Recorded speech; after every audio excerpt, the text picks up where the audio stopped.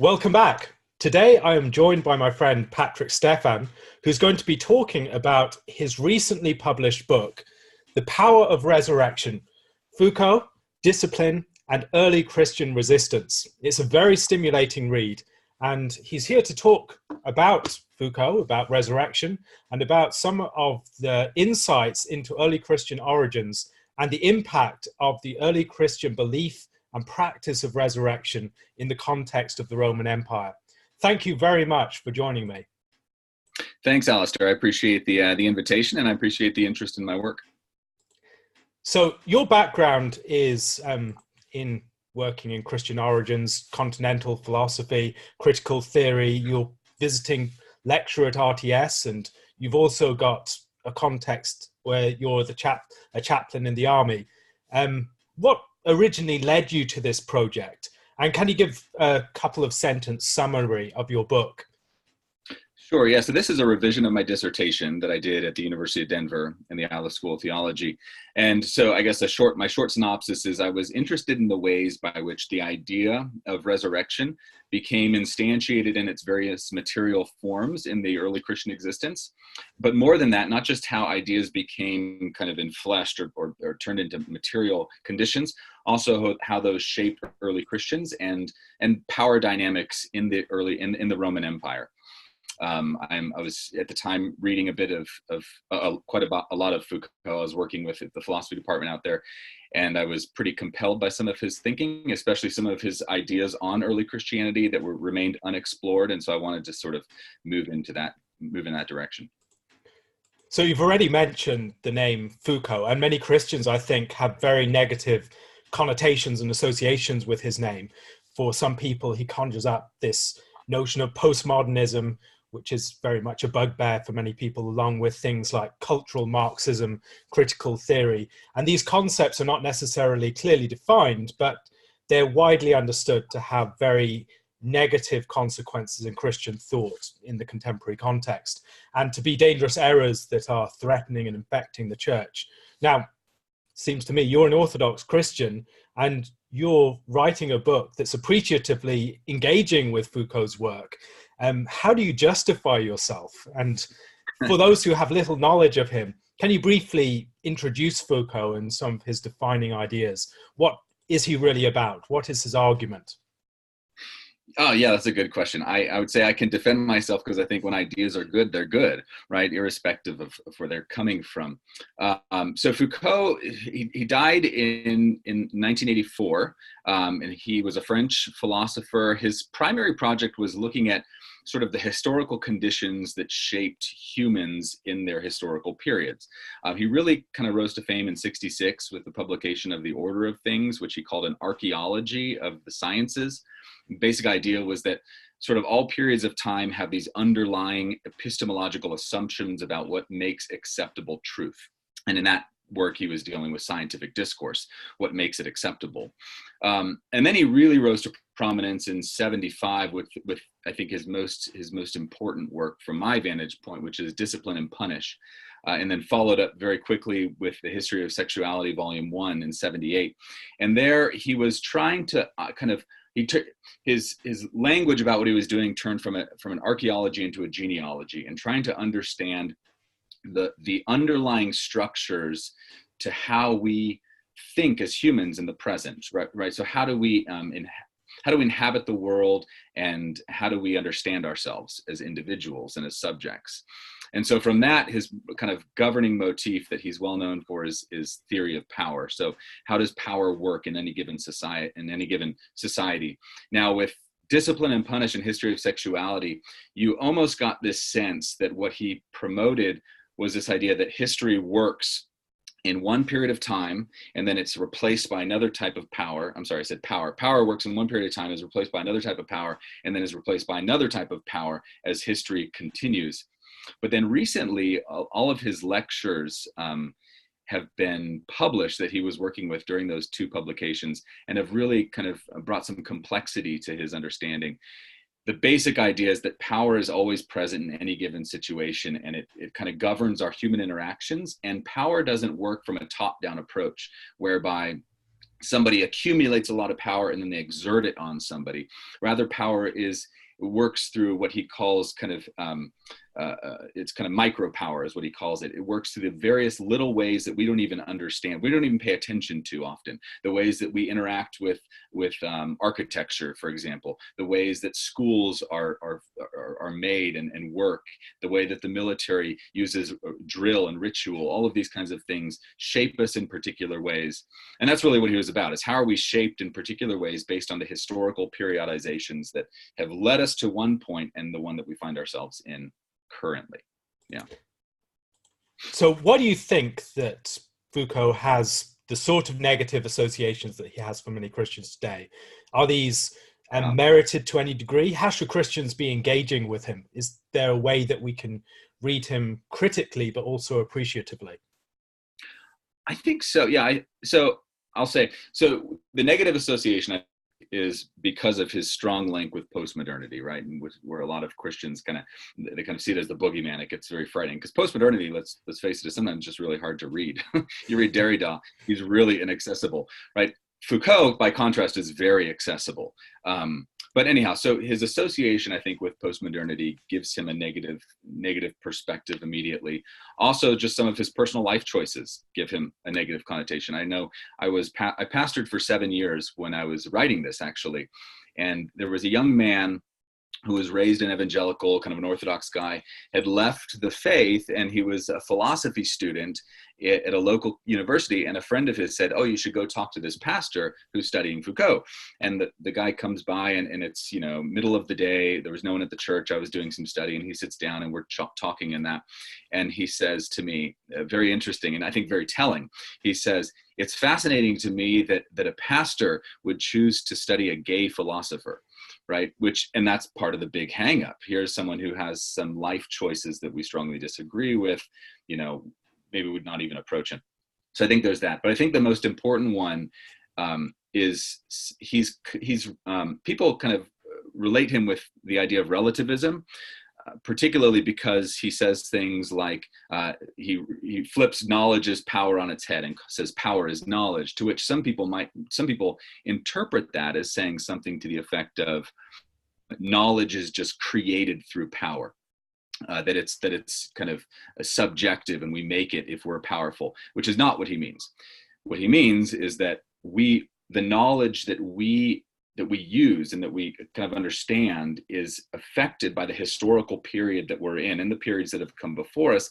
And we're constantly enmeshed in history, and we're constantly enmeshed in power struggles as well. And that shapes what we deem as acceptable knowledge as unacceptable knowledge. So knowledge isn't this thing that's off in the distance that we go and discover and find on the top of a mountain. Rather, it's always in the contestation of human relations. So I think that's probably where the primary struggle somehow with Foucault is that connection with relativism and that. And some of it is well-founded, right? Because I think some of it is well-founded because for Foucault, he's not going to, he's strongly opposed to any idea that history has a purpose or a telos, an end. It doesn't work in any kind of purposeful way. It just kind of is, and it goes. And similarly, he's also going to emphasize that knowledge is always caught up in power, and that it is always kind of, how would I put it? Society is always in various struggles, power struggles, and the group with the power will wind up shaping knowledge in the way that they want to. But for Foucault, he also wants to get heavily engaged in societal change. He contrasts himself with many philosophers who want to stand on the outside and just think about philosophy as kind of an academic exercise that we do in the academy. I mean, he was well known for being arrested several times, for going to many marches and going to many rallies and such, because he thought philosophy ought to get involved in the power struggle. So he wants to create change, but he also doesn't want to tell us at the same time. He's opposed to any kind of utopia. And there is kind of a historical relativism that's going on there. So I can see the understanding. For me, and kind of my approach to him, I see none of this as, I see the way he does history as helpful as a sort of complement to the way I understand God and sovereignty and secondary causation. Namely, I can agree that things work in a very complex way, and his history and power struggles shape how we are. But at the end of the day, there is an author who's outside, right, of history in a sense, and who does have a purpose of history, even though we may not be able to fully understand that in the present outside of the inspiration of Scripture. That's kind of how I work that through. So a lot of your work seems to be trying to understand the impact of ideas, and particularly how they take flesh, for a want of a better way of putting it. And it seems to me that a lot of your project is distinct, on the one hand, from the sort of social scientific projects that you encounter in many circles, and those approaches that downplay ideas, that suggest that it's very much an effect of social dynamics rather than actual Christian content of belief systems. And on the other hand, it seems to be different from more conventional Christian accounts, which so elevate ideas that can maybe exist in a sort of ethereal abstract realm and don't really explore the way that they take flesh and make a difference on the ground, the actual pathways of their impact. Can you briefly discuss the sort of needle that you're trying to thread at this point, and how someone like Foucault can help? How can he maybe shape our concept of what beliefs entail, or what they actually are, for instance? Yeah, I think that puts it well, because that's precisely what I am trying to do, is thread that needle, because there are, some traditional Christian accounts that are basically like, well, the idea was powerful, that it just led to change in the empire. But there were other ideas that didn't lead to similar changes, right? And other powerful ideas that didn't lead to similar changes. We think of Judaism, for example, is one of those. So yeah, I think that I appreciate Foucault for this point, because Foucault is going to emphasize that it is material conditions that shape the human in kind of a Marxist way, but not entirely, right? But Foucault also does this thing where he shows how the ways that we think about things shapes our material conditions, which then shapes the way we understand ourselves. So we might think about the body in a particular way, and then that leads us to take action in the material world, and thereby people are cycled through society through that material, the material instantiation of the idea. And one of the things that I think is helpful about this, when you pastor as well, and you think about interacting with people, counseling with people, and preaching, and all of these things. I mean, there have been so many times where I've interacted with somebody who I know they have the right beliefs, I know they have the right ideas, and yet they make a decision that is totally in contrast with what they believe, right? And often what happens is, to make that decision, which is the decision generally feeds the material desire that they have, they shift their ideas and their beliefs just slightly, just enough to make the decision worthwhile. We see this a lot, like sometimes when people divorce their spouse. They don't believe in divorce, but then they'll just slightly change it in order to get what they want, right? And so I not only think this is right just from a theoretical perspective, but I've kind of seen it take place as well, where people might have all the right beliefs, but they don't act according to those very often. Yeah. I think along with that, one of the things I've noticed in the course of my work, particularly on the subject of gender, there can be these beliefs that function at a more theoretical level, but what really matters often are the practices by which those beliefs play out within the community. And often those practices are deeply dysfunctional or distorted, and they just don't receive much attention. People largely ignore that. They think that all that matters are these more abstract beliefs, and provided that people hold these, what actual shape they take in terms of concrete practice can be largely ignored and papered over with whatever beliefs it is that we hold.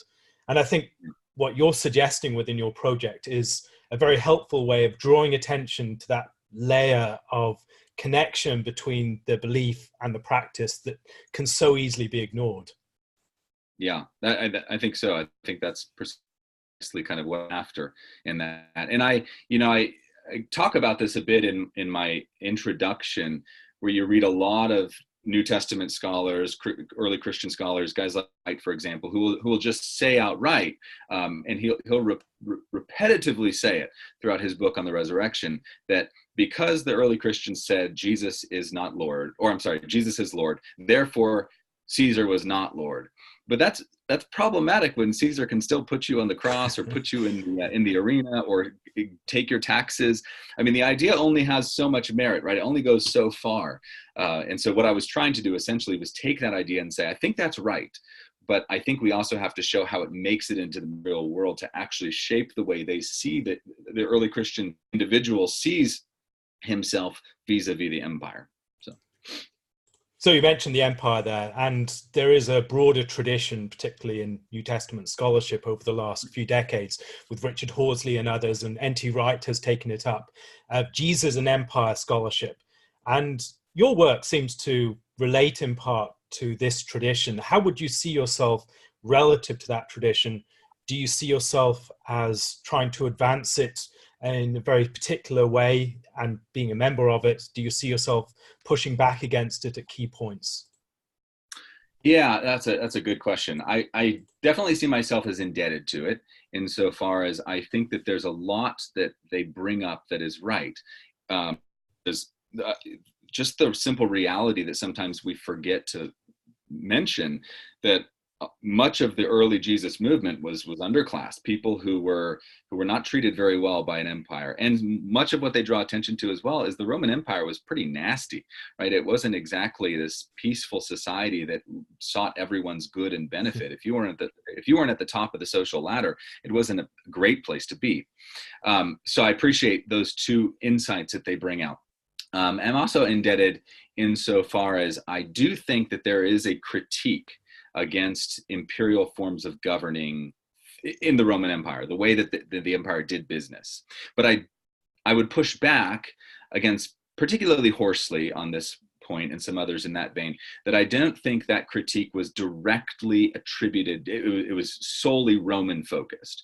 I appreciate Christopher Bryan's work on this in Render to Caesar, and that where his argument is essentially that, the critique that is leveled, there is a critique, but the critique has more to do with the general prophetic voice of the Hebrew scriptures in the Old Testament, where evil governments are condemned by God. And Rome just happened to be one manifestation of that. And so the critique, in a sense, is no different than the apocalyptic tradition, no different than the prophetic tradition of the past. It just so happened to be the fact that Rome was the one that crucified the Son of God. And Rome was the one that happened to be in the because their judgment of death, unjust judgment of death, was overturned by God in the resurrection of the Son. And I think that's where that's kind of where I see myself in. And I think, so I put a lot of emphasis on Paul's sort of apocalyptic theology. I find myself indebted to that a bit too, where Paul is calling condemnation on the evil cosmos, and Rome is part of that, right?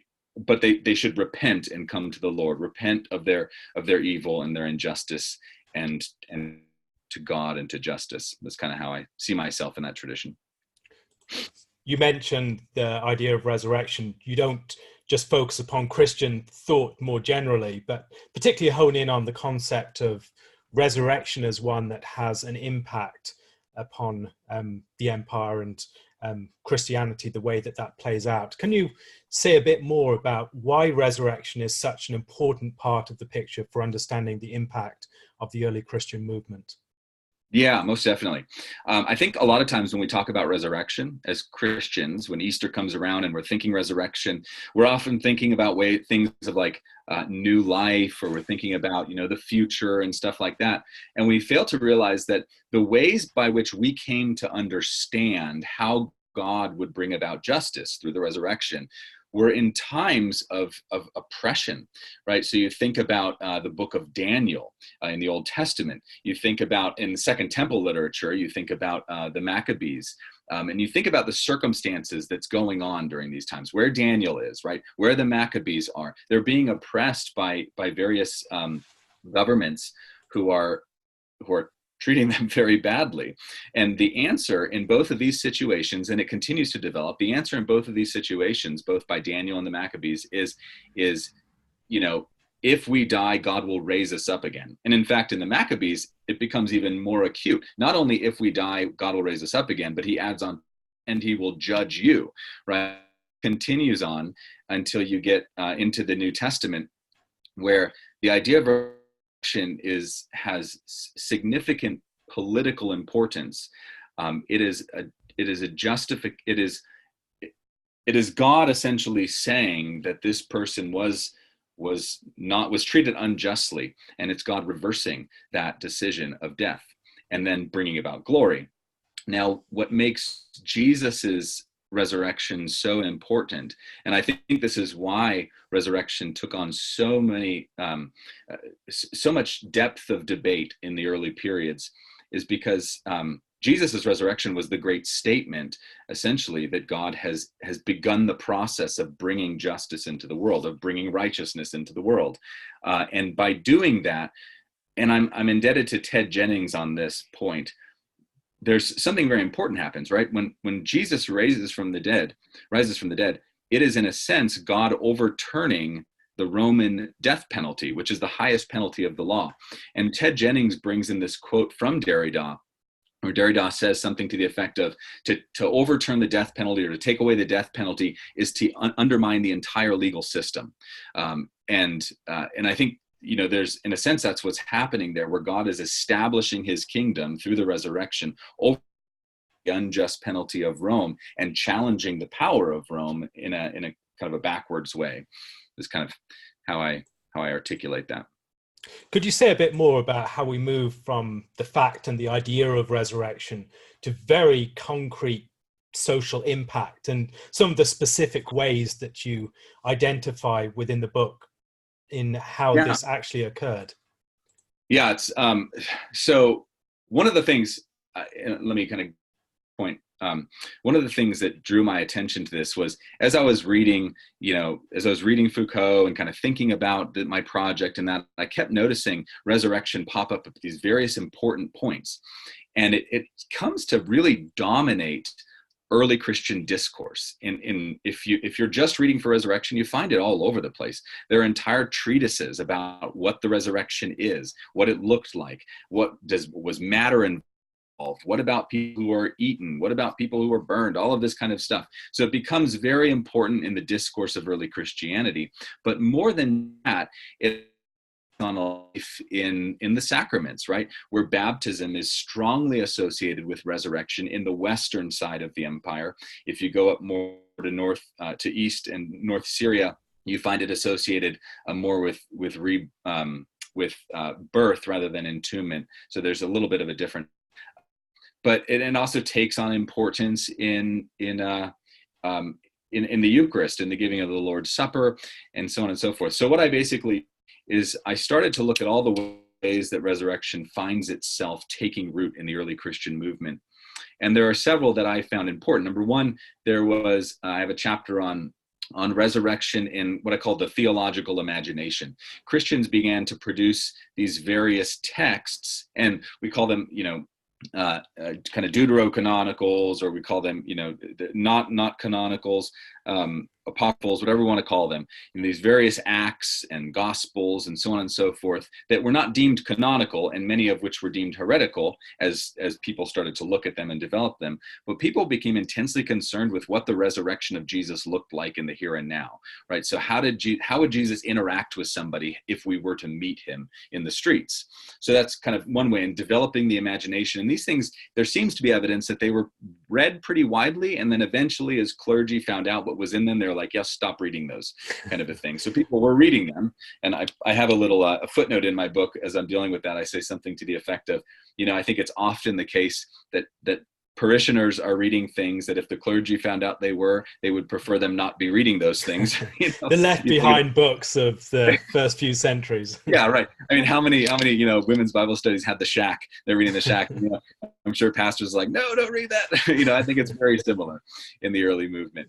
And then I also deal with the ways by which resurrection shaped architecture. And this one here, don't think it was deliberate. It might not have been deliberate, but I draw this contrast between how the Roman temple system worked. It was a large building generally, or not too large, but it was focused on crowds, right? So big doors, big spaces, big crowds would come in and go around. You just kind of moved around with the crowd. You were part of the crowd, but the focus was on the sacrifice, which was outside, and then the God who lived on the inside of the temple.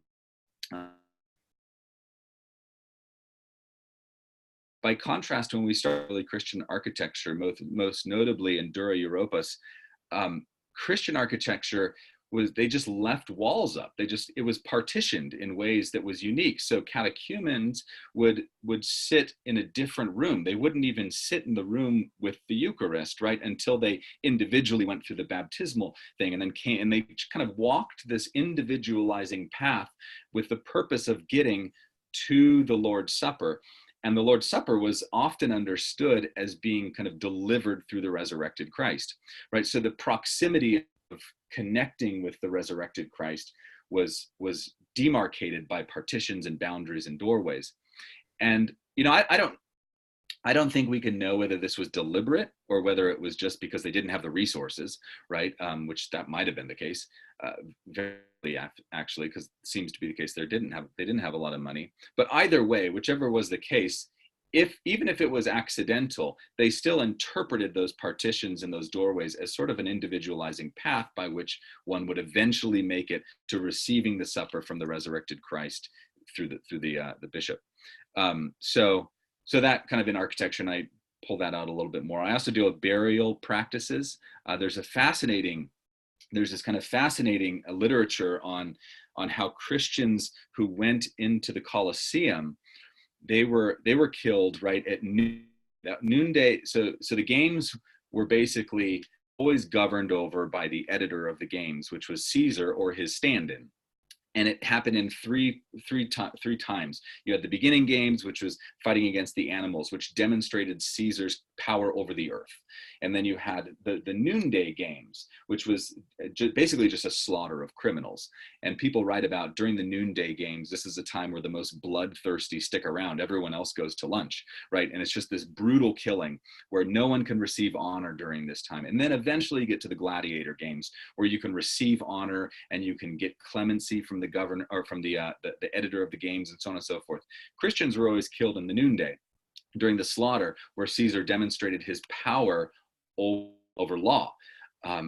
But when Christians inscribe their participation in those games, they describe themselves as gladiators, which is right.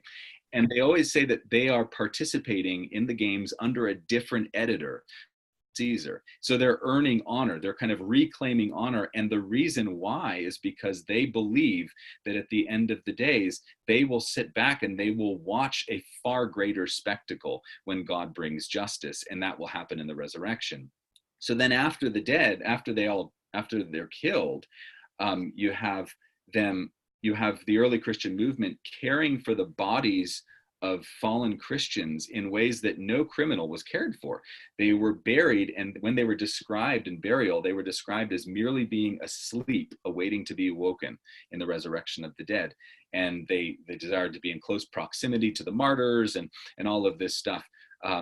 So, and then the last one is calendar formation that I deal with, where you have the debates about the calendar, which start with the debates right about Easter and then builds out to the Lord's Day. The calendar becomes more and more precise on a weekly form and then the yearly form. We have this precision that begins to develop, and it's all focused around how do we remember the resurrection of Jesus. So both on a weekly and an annual schedule, Christians are habituated to centering their lives around the resurrection of God, a man whom the Roman Empire declared to be a criminal, right? So I think that's all of that is kind of very important in the ways that Christians saw themselves inhabiting the empire.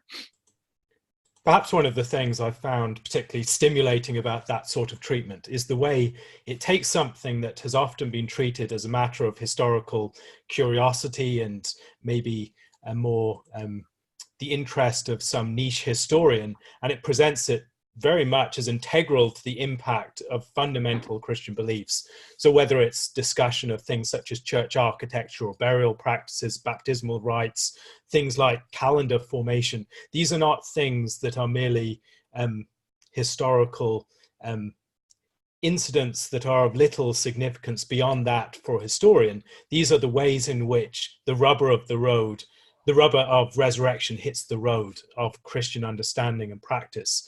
And there I was wondering whether you would say something a bit more about the fact most of these things are not explicitly enjoined by Scripture upon us, but perhaps arise more through traditional and cultural means as elaborations of more primary practices and beliefs. And do you have any thoughts on the role that such elaborating elements should play more generally, both within those contexts and within our own? And are there any ways in which they're potentially dangerous? In what ways should the church maybe seek to develop these sorts of practices, and what controls are there upon them? Yeah, that's a great question.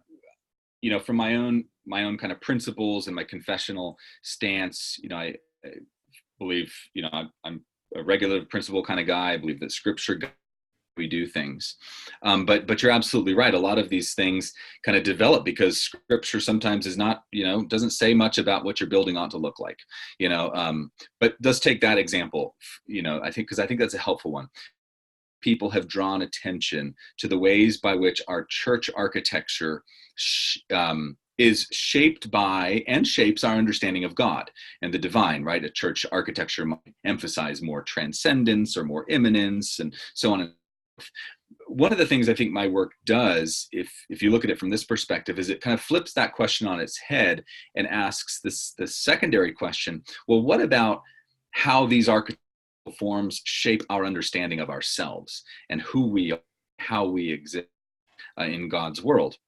And I think that's an important point, right? If we want to cultivate an individual who is focused on God, those questions ought to come into our minds when we think about things like architecture, or things like how we do the calendar, or how we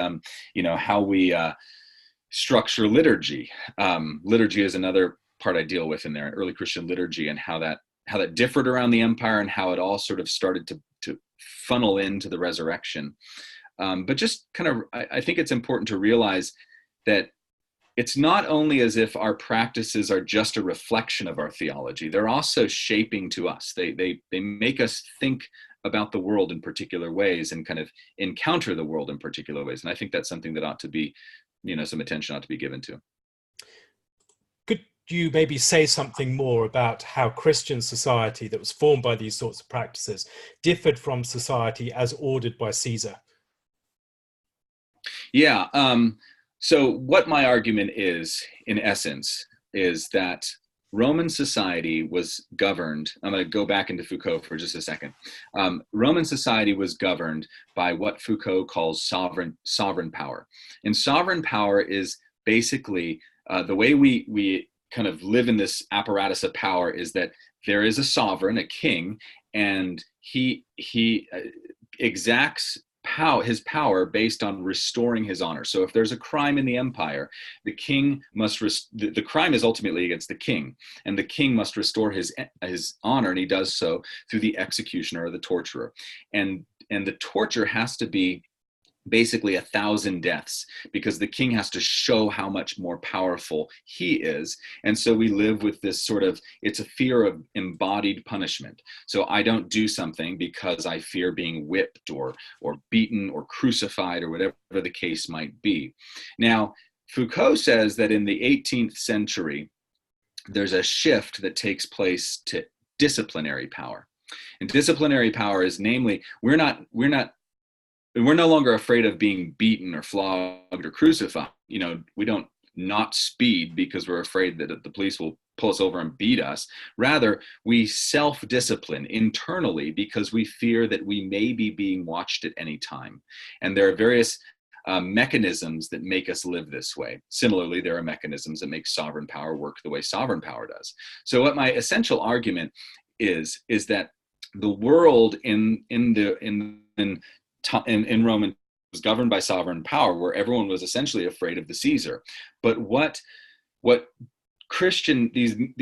this Christian instantiation of resurrection in material forms did is it introduced these mechanisms. Actually, it kind of brought to the surface these mechanisms of disciplinary power that made people begin to internalize the discipline and made people begin to see themselves as individuals who serve another Lord, right? So no longer afraid of death, because the key to sovereign power is that the sovereign has the right to take life. That's the primary element of sovereign power. But in the resurrection, his right to take life is insignificant, because God will give it right back again. And similarly, we have this individualizing effect where time becomes more precise, and where we start to think about ourselves as individuals in relation to God, and where we start to think like, well, Christ is risen, and he can see what I do at any time. And so I should watch my actions. And this becomes a part of Christian tradition, right? So I'd say in that sense, I think that there's a difference that starts to arise. Now, what Foucault says next is that once Constantine arises I posit this actually. Foucault says essentially that in the 4th century, what starts as pastoral power, which is disciplinary power in the monastery. I posit the idea that happens because Constantine comes to the throne, and the early Christian subversion sort of melds with the empire. So I guess, I don't know if that answers your question at all, but those are the kind of two ways that I see society working and how it affects power relations in the empire. You use words like subversion, disciplinary society, other things like that within your book on a number of occasions. First of all, how could you unpack these terms? These are a bit more, maybe have a bit more stipulated definitions than the more conventional definitions we might use for them. And how, if at all, do you think that a Christian understanding of the weight of these terms might differ from what you might find in Foucault more generally?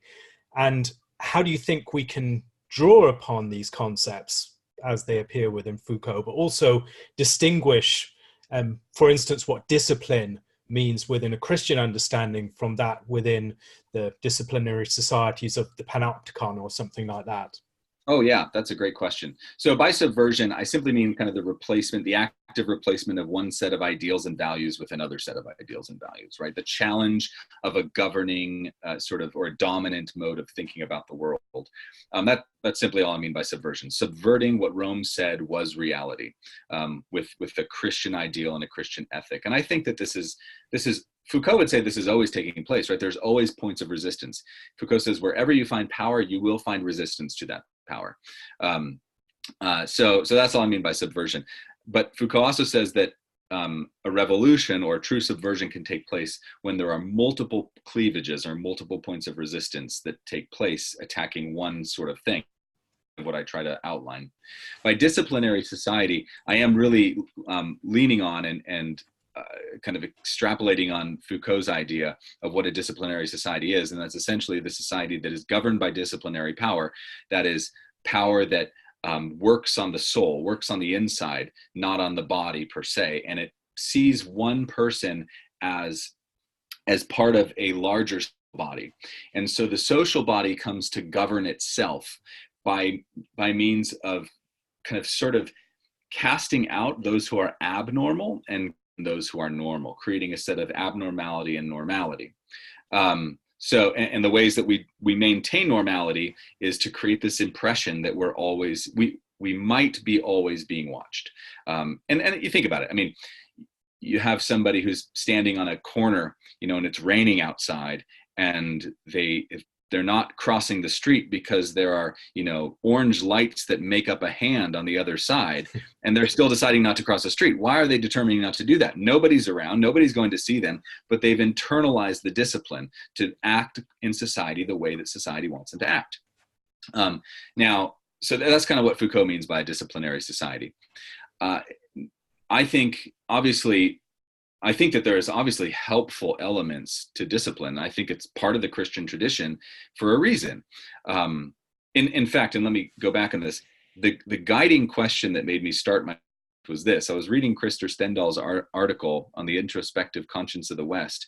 And I noticed that, Stendhal makes this kind of blanket claim that the introspective individual just starts with Augustine. And he gives no justification as to how that came about or why. It's just Augustine, and all of a sudden the rest of Christianity is introspective, which is what which is what Foucault would say is disciplined, right? And so I posited the idea that perhaps this has always been part of the Christian message, that Paul articulates, and perhaps it was developing so that our Augustine can fully say it in a full theological development, and that's why it becomes part of our tradition. That's kind of one of the guiding motifs of my project. But I think that there's a reason why Christians start to think along these lines, because we understand, right, that God sees our heart. The author to the Hebrews says this in no uncertain terms, that God sees inside our true intentions and what we are thinking. Jesus talks about this in Matthew 5 about, how it's the desires of the heart that are that are sinful, as well as just the action. And so I think that I think this is part of who we are as Christians, that God cares about how we think, how we desire, and how we act. He cares about all of those elements. And so as these practices become instantiated in early Christian formation, it started to make the disciplined individual that then, we care about confession, we care about repentance, we care about these kinds of things, because we care ultimately about our relationship with a God who is all-seeing and all-knowing. And I think that's important. I don't think it's necessarily a negative thing. I do think, though, that idea did become prominent in society in the 18th century. I don't think necessarily all of those things are good, but I think when we think about it in our relationship to God, I think that we ought to think that way. A Christian anthropology very much emphasizes the integration of body and soul. And when you deal with Foucault's approach and the approach of many others, they bring the body to the forefront, and the ways that bodies are ordered within society and regimented in certain respects. How do you think that that approach that foregrounds the body can really be of service to a Christian anthropological understanding of how we are formed as whole persons? Because very much in much of the tradition, despite the anthropology, we've emphasized more ethereal ideas that are addressed very much to the mind alone.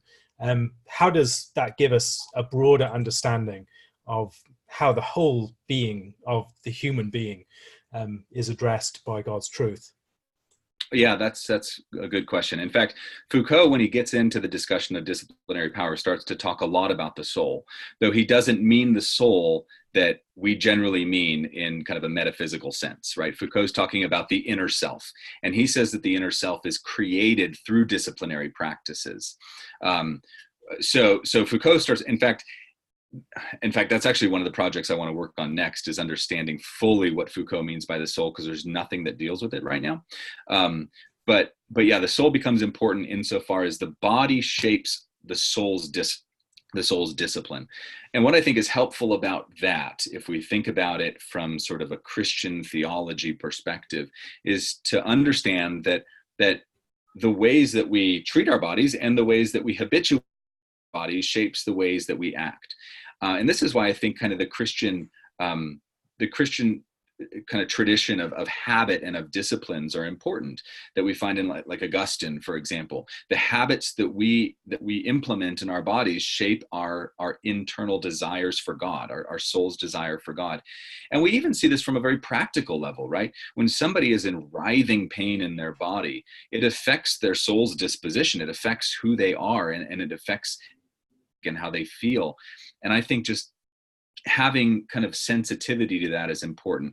And then also realizing that, we're not just minds in a vat. So it's not as if we can just read a lot of theology and grow in our relation to God. Or it's not as if we can there's a reason why, the author to the Hebrews says, don't neglect gathering together. And there's a reason why Christian tradition has always implemented this kind of ritual of embodied movement in our worship, because the way that we think about our bodies in relation to God and in relation to others, I think shapes the way that we shapes our relationship to God and our spiritual growth and our spiritual kind of movement, I think. You mentioned the importance of resurrection as challenging the authority of Caesar based upon the death penalty, things like that. But here you're talking about the way in which the body can be a means by which the soul is formed. And the belief in resurrection, in addition to being a statement about the death penalty exercised by Caesar, is also a deep anthropological claim. Do you think that's part of the reason why that particular belief proved to be so potent in shaping society and Christian existence and understanding of self? I do think so, yes. I mean, the theology of the resurrection as it was articulated, and it's important to remember, it's not as if all of a sudden post-Paul we had this full theology of the resurrection. I mean, this was hashed out over the second and third centuries for some time about what exactly it meant and who went on what side. And in fact, Carolyn Walker Bynum says something to the effect of, there's nothing the Christian tradition could have just as easily gone in a Gnostic direction. And in fact, that would have been really palatable to the Roman kind of taste of religion, is just say, yeah, we get resurrected, but it's kind of a spiritual sort of thing. And we kind of come up and the body doesn't matter. It might've been more attractive to Roman thinker or Roman inhabitants, but it didn't. It went in a very physical, material recreation of bits direction, so that Christians are understood, and they articulated that the body matters to God, and the body of the martyr matters to God intensely. The martyr would not be left, scattered in the river or, eaten by some wild beast. God would craft that body back together, because that body is part of God's creation. I think most definitely. And I think it reminds us too, as Christians, just the importance of the created order, of the importance of nature, the importance of us as humans, and the importance just, of having embodied connection with other people, of interacting with other people. Judith Butler talks a little bit about this in, I can't remember what book it is, but she talks about how we discover ourselves when we meet with other humans face to face. We learn more about ourselves. And I think that's true, right? There's something about, there's a reason why like cyberbullying becomes so easy to do when you're on the internet and you're disembodied from someone else, or why road rage is so easy when you wouldn't do that same thing if you were standing face to face with somebody. Because there's something about the human connection that when it's an embodied connection, it reminds us that these created bodies that God gave to us are important and they matter, and we ought to care for them and realize that, when we,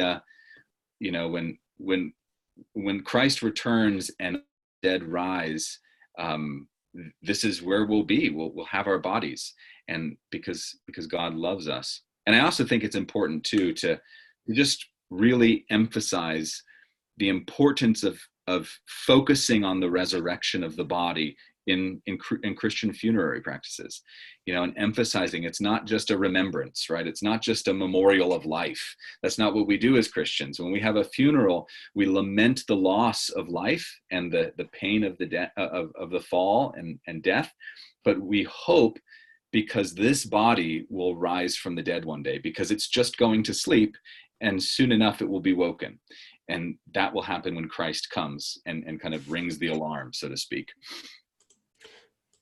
What happens to the subversive power of resurrection when the emperor converts?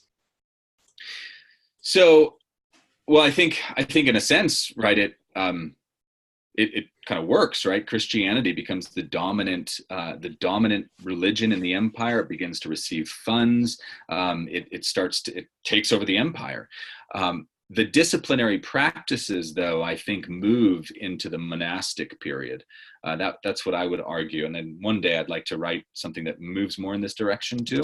But I think what happens is those disciplinary practices of articulating time very carefully, of maintaining firm partitions and boundaries, of sort of focusing on the constant watch of the soul, all of those things really take up residence in the monasteries and in Christian asceticism. And during the time during kind of Constantinian success of Christianity, at that period, that's what scholars call kind of the great day of the monastery. That's when monasteries kind of take off.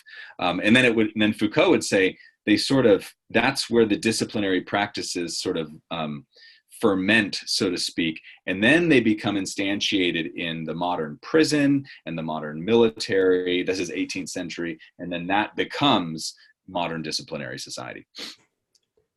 Do you see the project as having a sort of apologetic force for the resurrection and for the truth of Christianity? And if you do, how would you express that? I really didn't write it with that intent. It was really kind of it was really a work of scholarship in early Christianity and trying to understand early Christianity from the angle of theory of power. I think that if I were to go in that direction, what I might say is that the resurrection of Jesus is that thing that challenges injustice in very real ways. And it is the great statement. So if we think about it theologically, I think the resurrection of Jesus is the great statement that God has acted in the world, and that God cares about the world, and that God loves us, and he came down and became a man for us in our salvation, and underwent all of this, and through the resurrection, Jesus, the Son of God, was vindicated and was glorified.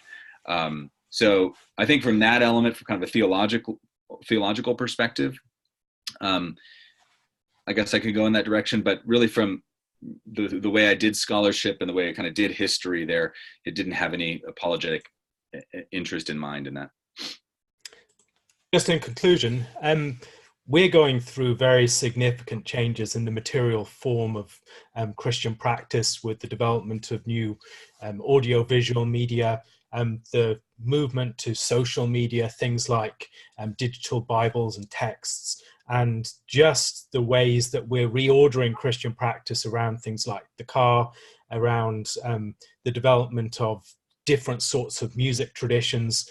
How could someone like Foucault help us in understanding and even shaping contemporary Christian practice? How might he help us to think more perceptively about what's taking place, the impact that it is having, and the way that we should critically engage with it? Yeah, I would say, I think that how he can help us is that he can help us pay attention to two things. Number one, how we are being forced to do things as humans, right? And that's what it comes down to. How are we being conditioned to do things, to stare at our phones and to look at the Bible in a phone form rather than a codex? And what does that do to our interaction with the text? And all of these kinds of things. How does that shape us, right? First, but second of all, pay attention to where the rhetoric of power lies. Like, pay attention to where society finds things as the most important. And this is where the true kind of focus is going to be. So Foucault would say that we now sort of live in an age of biopower, the biopolitical world. And biopower developed out of disciplinary power. It's a component of it. So we are kind of in a disciplinary society, but biopower is kind of our dominant apparatus of power.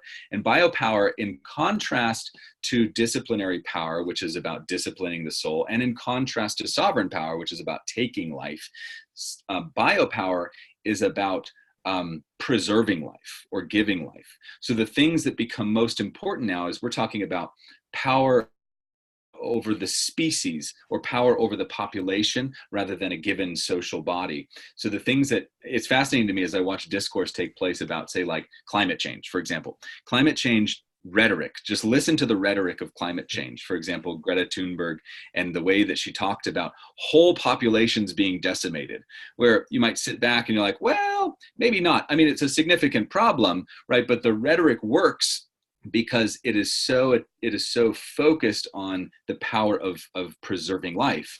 And so think about how we as Christians might interact with that a little bit more, interact with people who are, we digitize our bodies. We wear Apple Watches that monitor every movement and every heartbeat. We do all of these things to habituate ourselves to the world. And we might think as Christians, how do we minister to a world that thinks according to physical life? And I think resurrection actually has a lot to say to that, right? About the importance of the body, but the reality of the fall. Thank you so much for coming on. This has been a fascinating conversation. If people are interested in your book, the book is The Power of Resurrection. Where would people get a copy of the book? It's published through Fortress Academic with Rowman and Littlefields. I think you can get on Rowman and Littlefield's book on their website or on Amazon. It is a monograph, so it's one of those monograph prices, unfortunately. I think those are probably the two best places. Or if you have any interest or want to talk, people are welcome to send me an email too, and you're welcome to post my email on that. Thank you so much for coming on. And if you have found this helpful, please leave a comment and discuss it in the comment section. If you have any questions, please leave them on my Curious Cat account. And God bless, and thank you for listening. Thanks, Alistair.